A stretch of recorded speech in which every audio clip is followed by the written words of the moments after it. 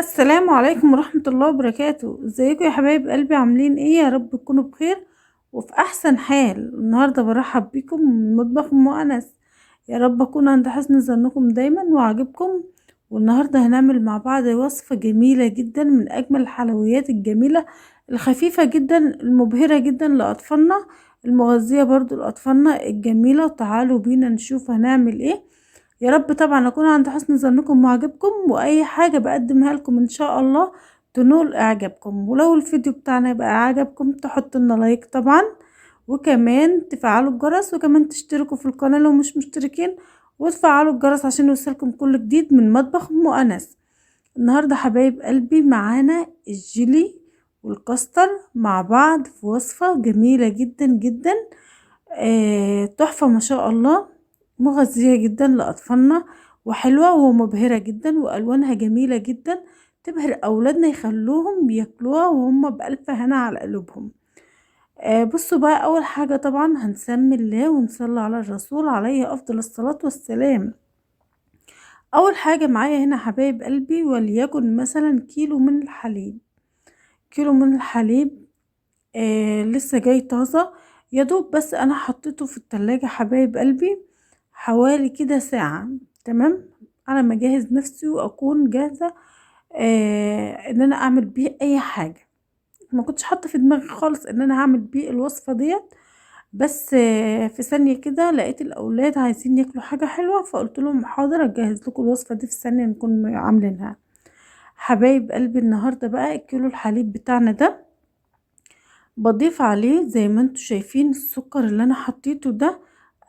طبعا بقى ايه السكر بتاعك اللي انتي تحبي ان انت تضيفيه. تمام، لان في ناس بتحب الحاجة بتاعتها تكون يعني مظبوطة قوي، وفي ناس بتكون محبها سكر عالي، وفي ناس بتحبها سكر خفيف، فانت وحسب رغبتك بقى في السكر.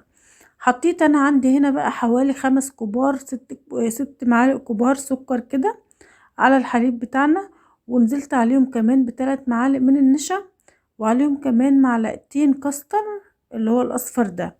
وهتحطي ايه اللي في المية ديت يا ام ادم؟ دي بقى سر الخلطة بتاعتنا، وسر المهلبية بتاعتنا الجميلة، بتكون ريحتها طالعة تحفة ما شاء الله.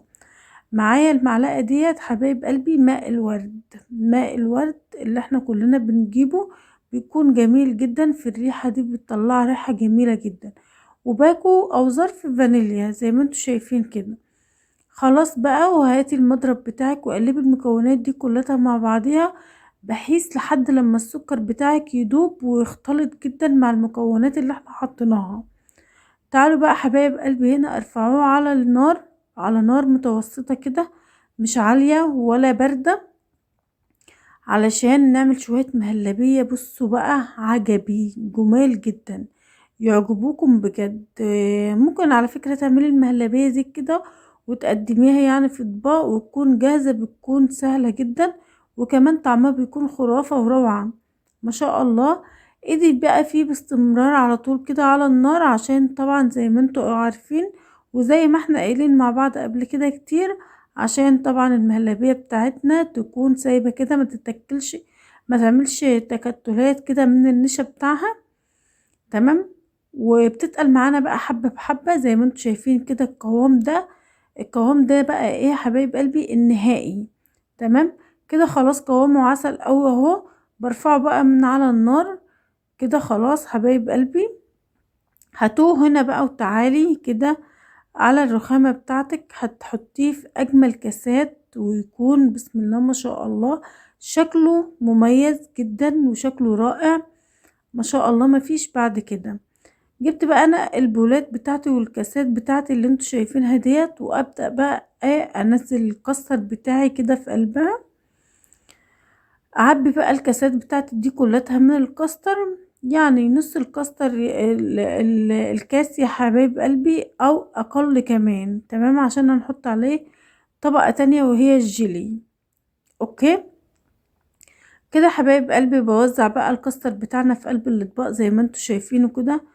وصفة جميلة جدا جدا وسهلة جدا جدا وسريعة لأولادنا، يعني هتقدري تعمليها مش اكتر من ربع ساعة تكوني مجهزاه وقاعدة بقى، ويعني ايه مزاجك عسل ان انت عملت حاجة للاولاد كده تفرحهم.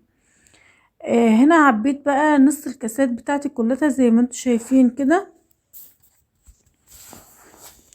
ببدأ بقى ان انا اجهز الوصفة التانية. الوصفة التانية وهي ايه يا ام انس؟ هي الجيلي زي ما انا قلت لكم طبعا اهو. بعمله بطريقة سهلة جدا جدا ومميزة جدا، يعني هتقدري في ثواني كده ان انت تعملي الوصفة دي كلها على بعضها كده، بالكاسترها بالجيليها برمانها بكل حاجة ما شاء الله، بتكون تحفة وجميلة. حطيت كيس اللي هو الجيلي، سوري، وحطيت عليه كمان معلقتين من السكر.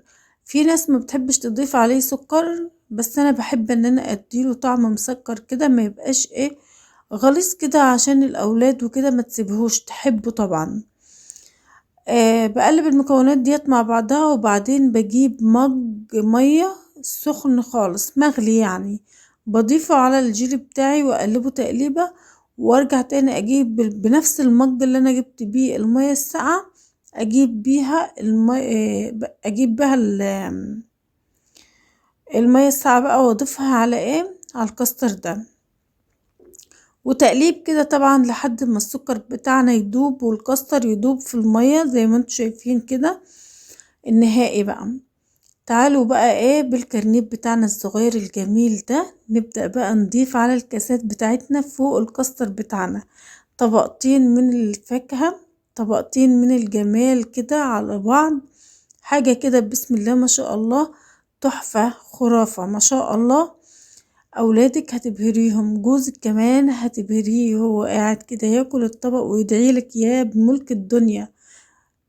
احنا طبعا يهمنا سعادة اولادنا وازواجنا، نعمل لهم كل حاجة ما هي جميلة، ونغذيهم كده ونشوف طلباتهم. تمام. هنا بقى حبايب قلبي الكاستر بتاعي خلاص، حطينا عليه طبقة الجيلي، واركنهم بقى على جنب كده شوية. اخر بقى ايه تكاية كده بسيطة جدا معانا، وهي هتكون ايه حبايب قلبي، هاتي بقى اي نوع فاكهة عندك، مش شرط ان انا جايبة رمان يبقى هو الرمان يعني.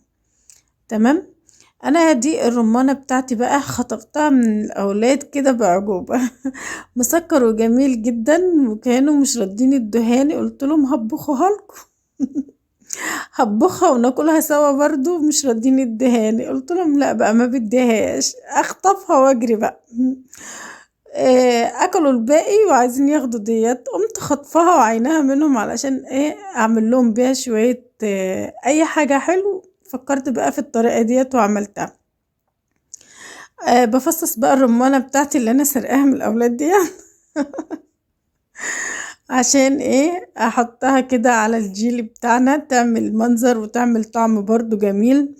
عايزة اقولك كمان مش شرط مش شرط ان هو يكون رمان، عندك موز عايزة تقطعيه، عندك فراولة، عندك كيوي، عندك اي حاجة وعايزة تقطعيه كده على وش الجيلي بتاعك، ده فيه حبايب قلبي تفاح اي حاجة مش هتفرق يعني. بس الصراحة كان طعمه جميل أوي بالرمان، خصوصا كمان ان الرمانة كانت مسكرة جدا. تمام. فكل حاجة كده فيها سكرها جميل والسكر بتاعها مظبوط بسم الله ما شاء الله، حلو أوي زي ما انتوا شايفينه كده، المنظر رائع جميل، والطعم كمان أروع والله بجد يا حبايبي. جربوا كل الحاجات ديت، وصفات سهلة وجميلة ومش مكلفة خالص.